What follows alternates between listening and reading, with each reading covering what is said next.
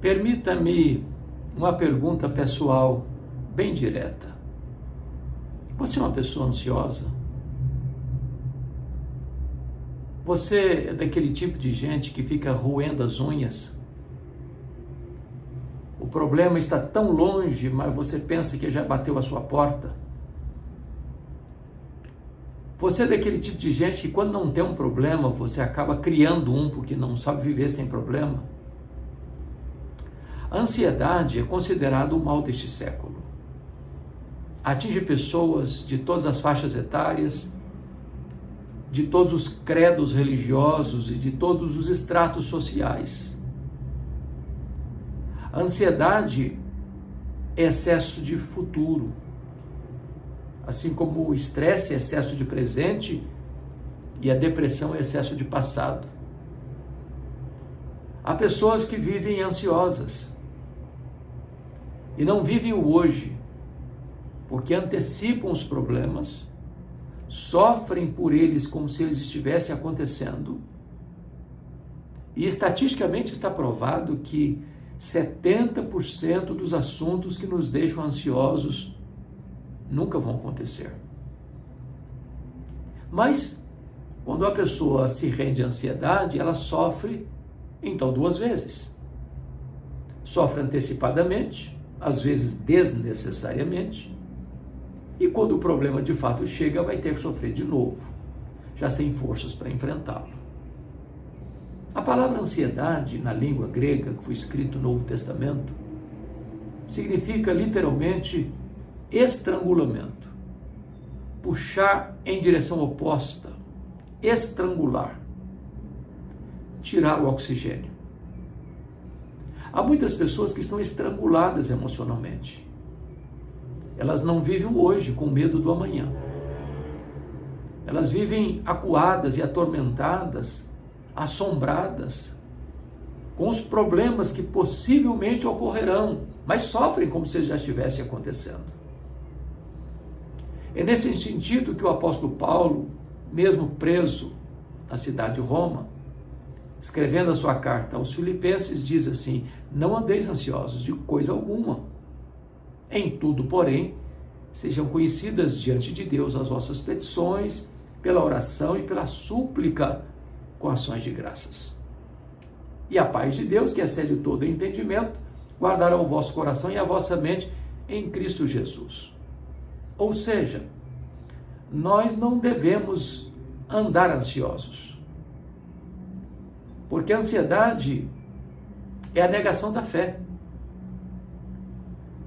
A ansiedade é duvidar que Deus é suficientemente bom e poderoso para cuidar de nós. Quando nós nos rendemos à ansiedade, é porque nós apostamos no fracasso. É porque nós duvidamos de que Deus está no controle e de que Ele tem um propósito em todas as coisas. A maneira de você lidar com a ansiedade, segundo o apóstolo Paulo, é orar corretamente, adorando a Deus por quem Ele é, pedindo a Ele porque Ele é seu Pai e dando graças por aquilo que Ele já tem feito. Às vezes nós somos apressados em nos esquecermos das bênçãos de Deus e somos muito lentos em fazer aquilo que Deus ordena que façamos. Então, pare para pensar quem é Deus. Porque adorar a Deus, você o adora por quem Ele é, e você dá graças por aquilo que Ele faz. Quem é o seu Deus? Quão grande é o seu Deus? Quanto pode o seu Deus? Você tem apresentado a Ele as suas necessidades? Você tem dito para Ele do que você precisa? E Ele é seu Pai, Ele se importa com você. Você já tem contabilizado as bênçãos? Quantas bênçãos Deus já fez na sua vida? O simples fato de você estar vivo é um milagre da providência divina. Você tem olhos, você enxerga, você tem ouvidos, você escuta. Suas narinas distinguem os cheiros, os odores. Você tem paladar para não apenas desfrutar dos alimentos, mas degustá-los com prazer? Seu coração está batendo, seus pulmões estão funcionando, seus rins estão filtrando as impurezas do seu corpo, o seu sangue está irrigando o seu corpo. Você tem braços que trabalham, você tem pernas que andam, você tem uma casa para morar, você tem uma família para abraçar, você tem tantas manifestações da bondade de Deus. Mas, sobretudo, se você é um cristão, você tem Jesus como seu Salvador e Senhor. Você tem a vida eterna nele. Então, em vez de você se capitular à ansiedade, comece a adorar a Deus, a suplicar a Deus e a dar graças a Deus. O resultado disso é que a paz de Deus, que excede todo entendimento, vai guardar, montar o guarda, sentinela, ao redor da sua razão e da sua emoção, da sua cabeça e do seu coração. E a ansiedade não terá mais acesso para ser entronizada na sua vida. Ao contrário, quem vai governar sua vida é a paz de Deus. Outro texto clássico que trata deste assunto está em Mateus capítulo 6, verso 25 a 34. E agora são as palavras do próprio Senhor Jesus. E eu gostaria de brevemente discorrer esse texto com você, para nós tirarmos daqui algumas lições preciosas para o nosso coração. E Jesus diz assim: por isso vos digo, não andeis ansiosos pela vossa vida, quanto ao que haveis de comer ou beber, nem pelo vosso corpo, quanto ao que haveis de vestir. Note, você que está tratando de 3 coisas básicas: comer, beber e vestir. É uma questão de sobrevivência. E Jesus está dizendo que você e eu não devemos viver ansiosos com respeito a essas 3 coisas básicas da vida: comer, beber e vestir. E Jesus faz uma pergunta: não é a vida mais do que o alimento e o corpo mais do que as vestes? E eu pergunto a você: quem dá a vida? Quem fez o seu corpo? Deus é o autor da vida. Foi Ele quem nos fez de uma maneira assombrosamente maravilhosa no ventre da nossa mãe. Foi Ele que nos entreteceu e nos conheceu quando nós éramos ainda uma massa informe no ventre da nossa mãe. Foi Ele que soprou sobre nós o fôlego da vida. É Ele quem cuida do nosso corpo. E agora, se Deus nos deu a vida, e se Deus nos deu um corpo, a vida e o corpo são mais do que esses elementos básicos: comer, beber e vestir. O que Deus já lhe deu é maior do que o alimento, do que a água e do que as roupas.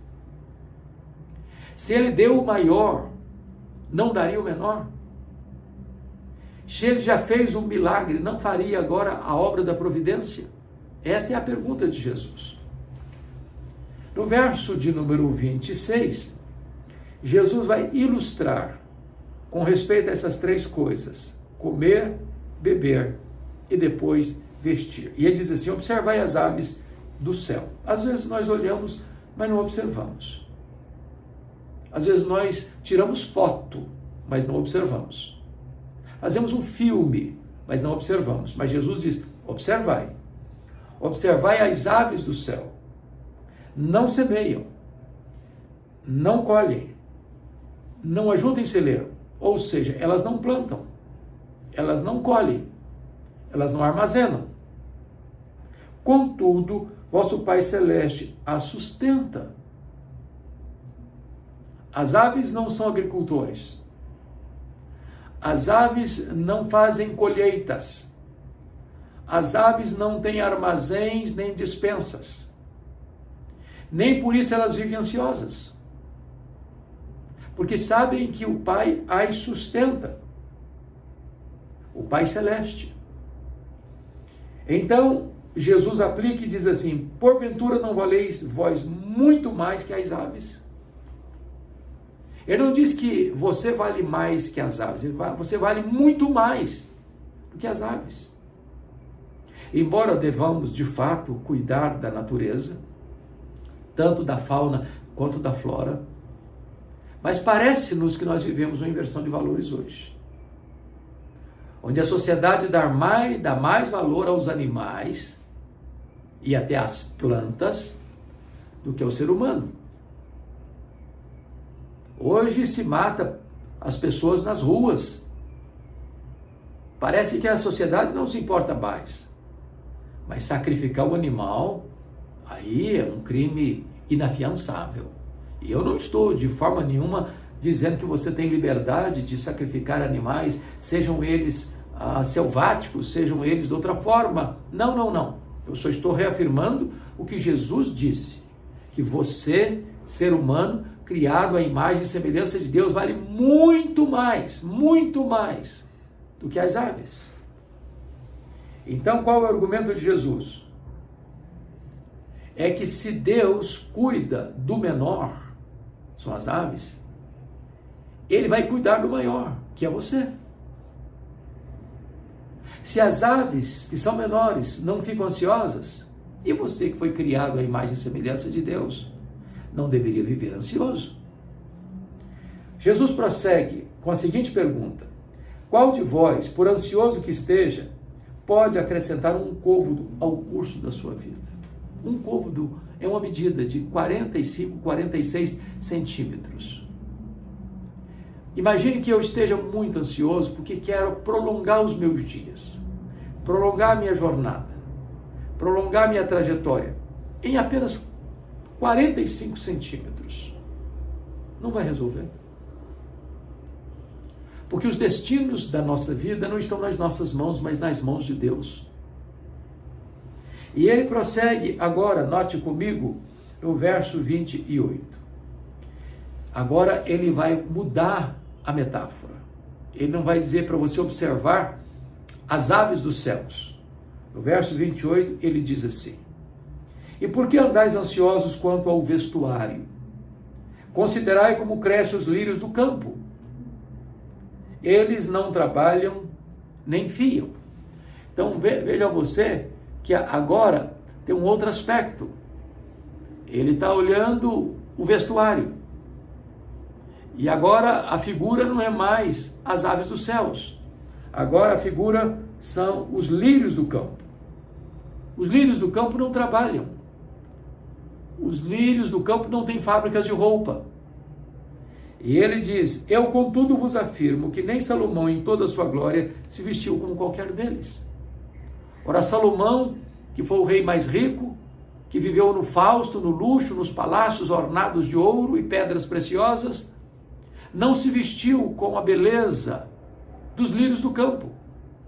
Assim também, você não pode ficar ansioso quanto às suas vestes, porque na verdade Deus deu a você um corpo e deu a vida, e Ele cuida não só do que você come e bebe, mas também do seu vestuário. Então não há motivo para você andar e viver de forma ansiosa.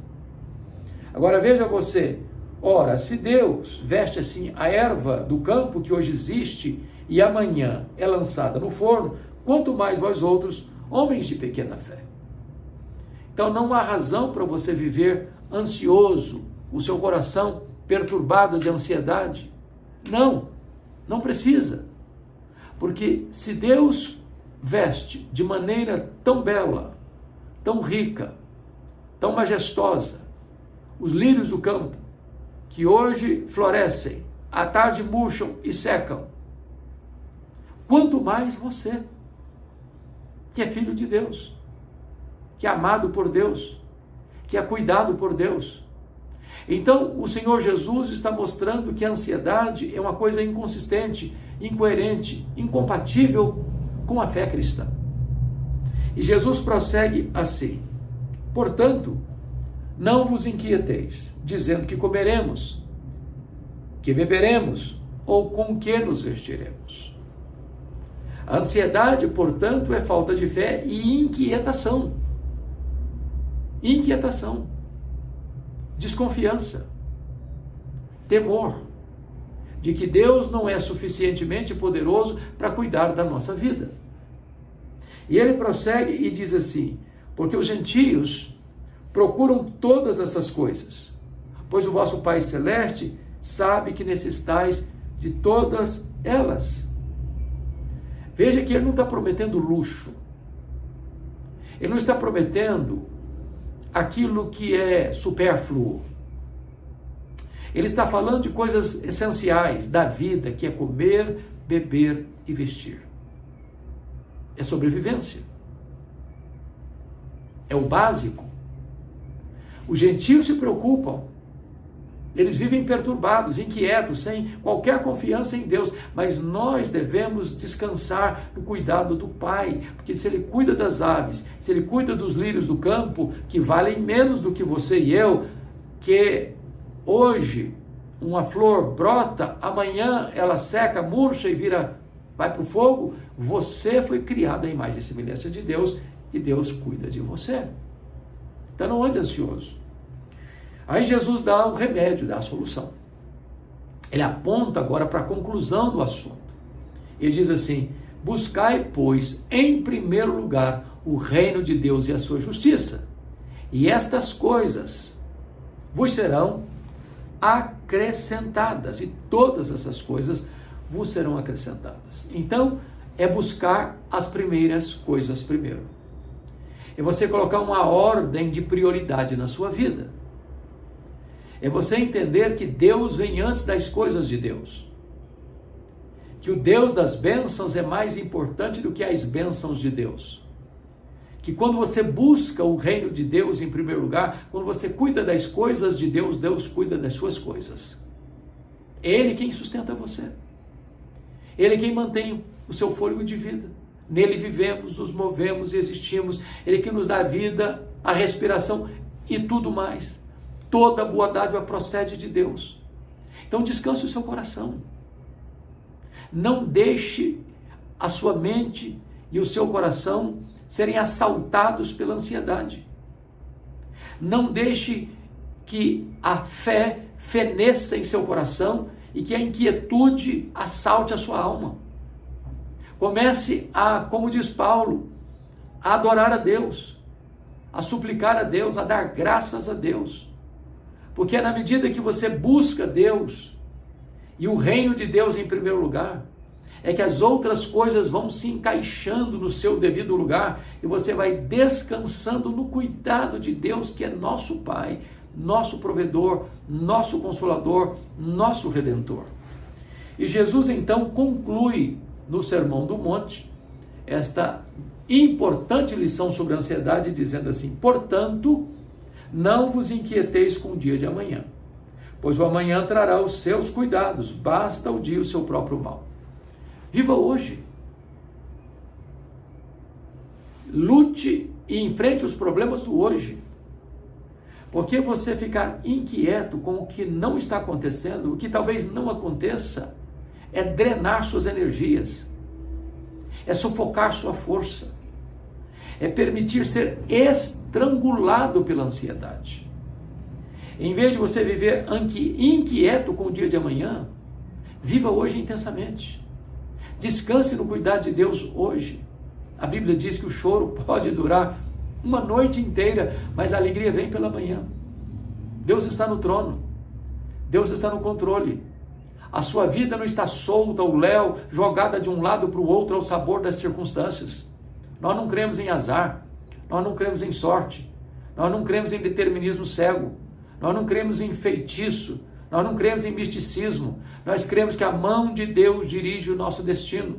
Quando Deus permite você passar por uma luta ou uma prova, não é porque Ele está longe ou distante ou se esqueceu de você. Não, Ele está trabalhando para aqueles que nele esperam.